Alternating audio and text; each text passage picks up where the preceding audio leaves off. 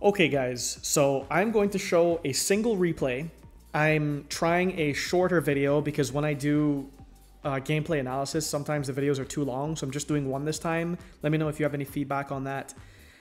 Also, in the Discord, so I'll put the link in the channel, a lot of people post their builds, and so if you want to see other people's builds or you want to post your own and get feedback, you can join the Discord. I also have plans for example, a White Forest variant tournament. So if you'd be interested in participating in that or whatever other stuff I decide to do, then join the Discord. Okay, now let's move on to the gameplay. So I'm pretty sure this person has seen my channel. If this is you, comment on the video or message me on Discord or something, because there's no way that this person did not watch my videos. Okay, now I will show the deck profile afterwards, so don't worry. This is a statistically normal hand based on how I've built the deck, where I've drawn 2 hand traps and then 3 engine pieces. And by the way, this is a really good reference point for why you don't want to add bricks to your deck. Imagine if one of these cards was a brick, how good your hand is, how much you can play through interruptions majorly goes down based on that. So anyhow, we have a few cards in hand and I'm going first. So I start with the Fiendsmith card. Some people are playing Droll on Omega right now, and I'm not playing around it because I would say it's not common enough, but obviously if you get Drolled adding Tractus, then you can't add Lurie, and that is really bad, and you would just be passing turn, which is actually what happens. And so you see that I have 5 cards in hand. If I had normal summoned the Sylvie instead to search the Woes, that would have played around Droll better, because at least I would have had the Tuner on field, and then Woes could have special summoned Asteria or LZ from the deck. The reason for not doing that is that that is such a low impact. Like if your only interruption is a single Silvera, you're probably going to lose. You could argue, well, why not just make the Silvera? You still have Nib and Imperm, and so maybe you can survive until the next turn, and that's fair. So you could definitely argue that if I was trying to play around Droll, then I should have started with Sylv first and searched the Woes. Like, that's a totally fair criticism here. And the only response to that is I wasn't playing around Droll. So I feel a little bit safer doing it because I have these 2 specific hand traps. If I had maybe only 2 low impact hand traps, I probably would have done the play around Droll, because then I'm like really cooked if nothing happens. But the cool thing about hand traps, even going first, is that you're not totally cooked if your engine gets stopped. So, you know, if I didn't draw any hand traps, I would definitely have played around the Droll, because then there would have been a huge downside to not doing that. Okay, now they start with Centurion Primera, and right now I'm thinking, okay, if you normal summon this card, then you're probably playing Centurion. And so he adds Stand Up, and then he activates Legend, which is now called Tails. I need to start using the actual TCG name. So he uses Tails of the White Woods, so this is the Searcher. And I'm like, oh, wait a second. This guy's playing White Forest. Okay, so he searches LZ, which is, you know, he basically has to search LZ because he's used his normal summon on Primera. This is really important. We'll get back to that in a second. So he searches LZ. Tails goes to the grave, and now he sends a Toy Soldier to summon LZ. So this is looking like a very, very, very solid start. And he adds Rusia because he's used his normal. The Soldier comes back, which gets him the box. So his research game, resource game, sorry, is looking really good right now. Now he specials the Rusia. And if you've watched some of my older videos, you may have seen that one of the things that I like to do when my resource game looks good is I try to go into Appaloosa on summon 5 to play around certain things. Now he is on a Centurion version. He activates the Rusia and sends the tank and brings the tank out. So now he is on summon 5. And you know, the thing about like playing around Nib is a lot easier to play. It's a lot easier to play around Nib than it is to play around Droll, because some hands that you draw, you actually can't play around Droll at all. The hand that I drew did have a play around Droll. It was a pretty mediocre play, but it did do something around Droll. But here he actually had the option to play around Nib, and just using all of your cards, at least, like, you have to have some type of extender, and there's one major misplay that he made here that I'm going to go over that you'll see really cost him most of his chance of winning this game. And that was that he started with the normal summon on the Primera. But so I activate Nib, and the thought process here is I'm turning off my Imperm, but he has used his normal summon. He's used the 2 extenders that are not normal summon dependent in Elzet and Rusia, so I don't have to worry about a White Forest extender. And most importantly, okay, unless you are like a super Centurion player, you may not have noticed this. This card says, if this card is normal or special summoned, you can add 1 Centurion card from your deck to your hand except Centurion Primera. Also, you cannot special summon Centurion Primera for the rest of this turn. This is an insane restriction. I have no idea why Konami decided to do this. The thing that was holding this deck back the entire time before they got another tuner is the fact that you can't summon this card twice. Like, it would be a super unusual scenario for you to have special summoned this, use the effect, and then had access to another one that you normal summon later. So realistically, if you summon this card and use the effect, this card is not coming back for the rest of the turn, straight up. So I know that not only has he used his normal summon and his 2 extenders for White Forest that don't require the normal summon, but I know that he can't put another tuner on board. So I'm thinking, instead of me just Nib Chain Imperm to if he makes an Apo at some point and using both cards, let me just nib him at this super critical spot and save the Imperm, because I don't know if my plays are going to go through. I need to conserve as many of my resources as possible, because we know he has hand traps, so he can have more hand traps, and he's probably going to be able to make something. So here's the Nib token. Now he activates the stand up, and you may be thinking, well, isn't this like an extender? You know, he can get whatever he wants from the deck. Now look what happens. He brings out the Trudea, and he places the Gargoyle and summons the Gargoyle. Guess what? There's no tuner. If you're playing the White Forest version of Centurion, basically no person plays Atri, or whatever the TCG name is, the new tuner, the Dark Dragon level 4 tuner for Centurion, because there's no space for it and there's no reason to play it. You already have tons of level 4 tuners. It would just not make sense to put in the deck. So I knew that there'd be no reason for him to be playing that card, and that's why I nibbed at that point, knowing that there is nothing he can do. Like, he will have to pass turn because he's gone through his extenders and everything. And that's like the value of deck knowledge, or like just knowledge in general in Yu-Gi-Oh! Is that's how I knew that I could drop the nib there, because I knew there's nothing else he could do.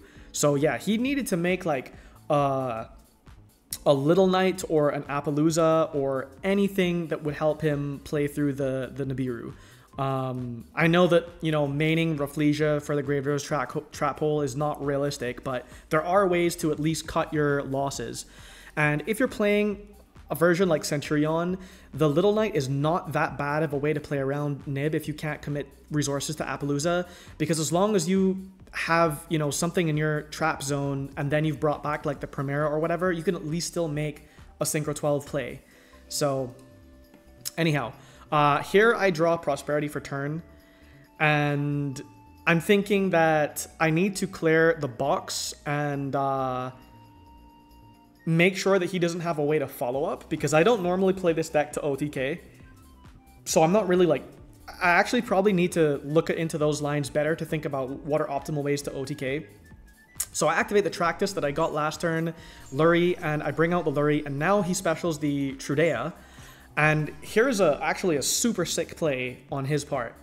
So he summons the Trudea, right? And then he activates Woes. And you may be thinking, he has no Synchro monster to shuffle back to bring out a tuner, so he can't Synchro summon, right? He triggers the stand-up. Now, what could he be summoning with a Nib token, a Stellar, Trudea, and Gargoyle? And it is Chaos Angel, because Chaos Angel doesn't actually need a tuner, because you can treat the lighter dark monster as a tuner.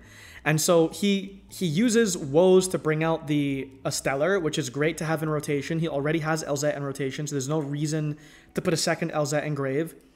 And he's using the advantage of the Centurion cards, which is that you don't have to Synchro summon a Centurion card. You just have to have used a Centurion card, which is the opposite for Woes, where you have to summon a White Forest monster.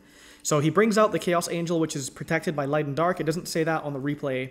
I guess I don't know if it's bugged or they just don't show that in the replays, but so this is a Light and Dark Chaos Angel right here.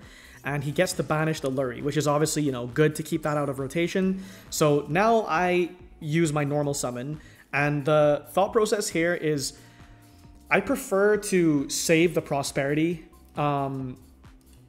Well, we'll see if this comes up before I go into it. I usually prefer to save the Prosperity, and like if you're gonna go into a Rusia and they negate the Rusia, you haven't actually drawn yet, and so you can still Prosperity after Rusia. But if you Prosperity first, you can't even attempt to Rusia, and Rusia is often super helpful if you need to get a toy card out of your spell and trap zone. So just I often like to hold the Prosperity for as long as possible and then search for the missing piece.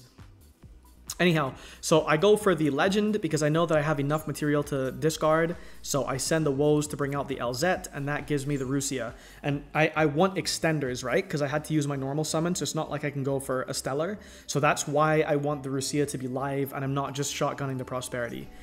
So the Woes brings itself back out, and now I have the Arciela, and I send the Prosperity because now I'm like, okay, at this point, based on him not interacting with me so far, I think that I will be able to resolve the Rusia, and this will be a useful extender for me.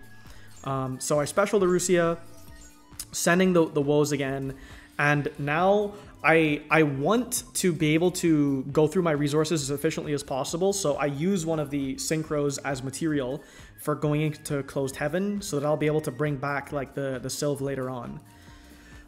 So now I start doing the Fiendsmith stuff, where I bring out the Engraver, and I turn them into Sequentia. And I equip the Requiem, and I want to pop the Nib token because it's huge and I don't have a way to get over it, or not many ways to get over it. So now I shuffle back the Arciela that I put into the grave by going into these cards, which makes my Iris Sword Soul live. So I bring out Iris Sword Soul, and I use the Tractus now to go into a fusion summon.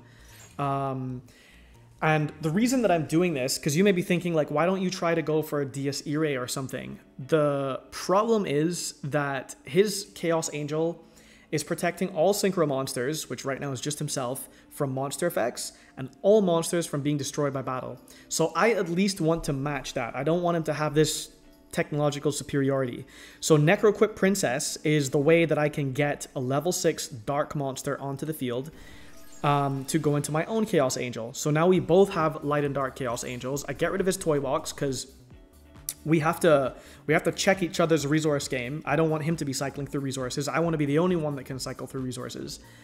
And I'm like, okay, he has a defense position monster and an attack position Chaos Angel that I can't even deal damage over because our highest monsters are both Chaos Angel. And then I set 2 cards. Now, let me go over what is on the field and see if you can spot the win condition right now. So he has Chaos Angel, Trudea, an unknown set, stand up. I have my own Chaos Angel, they're both light and dark. I have Iris Sword Soul, I have Engraver, I have Dominus Purge, and I have Infinite Impermanence. And you will see shortly what makes the difference between being practiced with a deck and maybe less practiced with a deck. And that determines like how well you can identify your win condition. Okay, so now he brings out the Asteria, and the Asteria gives him access to the Sylvie. And because he special summons from the deck, I use the Iris Sword Soul, and he chains Ogre to it. So he destroys my Iris Sword Soul, but at least I get the 2 draws off it. So it's like, you know, he traded 1 for 1, the Ogre for the Sword Soul, but I still got 2 draws. So, you know, I'll take that. And then he brings out the Arciela. And so here I'm thinking, there's probably not a better place to use Dominus Purge because nothing else is known. So I'm going to activate Dominus Purge. I do have traps in my grave. So that means that not only will this negate the effect to search from, or add from deck to hand, but it'll also destroy. And he chains Rusia, which is not necessary because this doesn't target, so you can't dodge it. And this would have put the Arciela in the grave anyhow, so it like doesn't change whether or not he could have used Rusia. But maybe he thought that it targeted and he was trying to dodge it, but this does not target.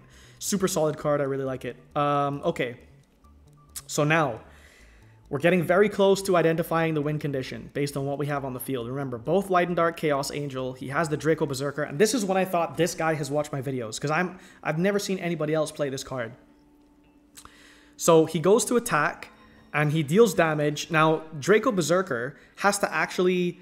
let's see, where is it written? So when your opponent activates a monster effect, quick effect, you can banish it.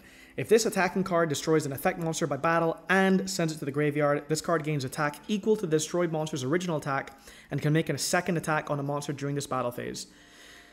But he can't destroy my monster because it's protected from battle by Chaos Angel. So it appears, unless you have figured out what the card is that wins the game, that we are at an impasse, right? Because he can't get rid of my monster. So I have LZ and I send the soldier, and he banishes it with the Draco Berserker. And actually, I could have played differently, but I wanted him to use his 1 interruption to see if I could force it out and then go for game afterwards. So he banishes my LZ, but I still get to resolve Toy Soldier and bring out the box. Now, remember, this card, the other effect is you can just, wait, hold on a second. So when an opponent's monster declares an attack, you can send 1 face-down card you control to the graveyard, destroy that opponent's monster. So Chaos Angel, the light effect, only protects you from monster effects, and Dark protects from battle destruction. This is a spell card.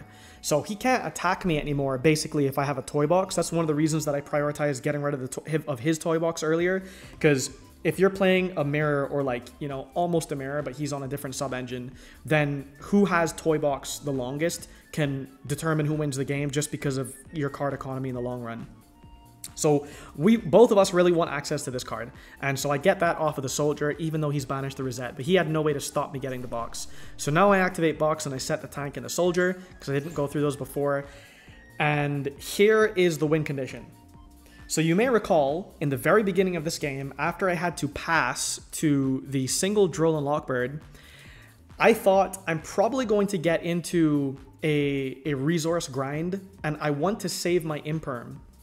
So I nib in the spot that I know he can't recover from. And remember that Chaos Angel only protects from monster effects when it's the synchro monsters you control are unaffected by monster effects. So if I Imperm the Chaos Angel, not only can my Engraver pop any monster I want, but these aren't protected from battle anymore. I can just run into his Chaos Angel with mine. Mine is protected from battle and his isn't. And so now he has no way to cycle through resources. He has no synchros engraved to recur from, and he basically has to top deck. So I go to activate the Engraver to send the Chaos Angel, just to deal more damage as I run into his monsters, and he concedes because he realizes that there's nothing else he can do. So I thought this was a very fun game. I thought that his play of summoning the Asteria off of Woes and using stand-up to go into Chaos Angel out of turn, despite not having a tuner, was a pretty good play, and I guess like some attempted recovery from being nibbed after normal summoning the Primera and resolving its effect. I hope that you've maybe learned something from this. If you're interested in playing any of these variants of this deck, playing around the restriction of Primera is something that you have to take into consideration, that you can't bring it back again. And thinking about how to conserve your cards, because this is essentially a resource grind deck. Like, that's what the toy cards do. That's what the White Forest cards do. And yeah, saving something as simple as an Imperm can be the difference between being stuck in a stalemate or, you know, like having a toy box so your opponent can't attack or whatever, and then winning. So that is all for today. If you have any feedback, let me know in the comments below. If this was you, comment or message me on Discord. And thanks for watching.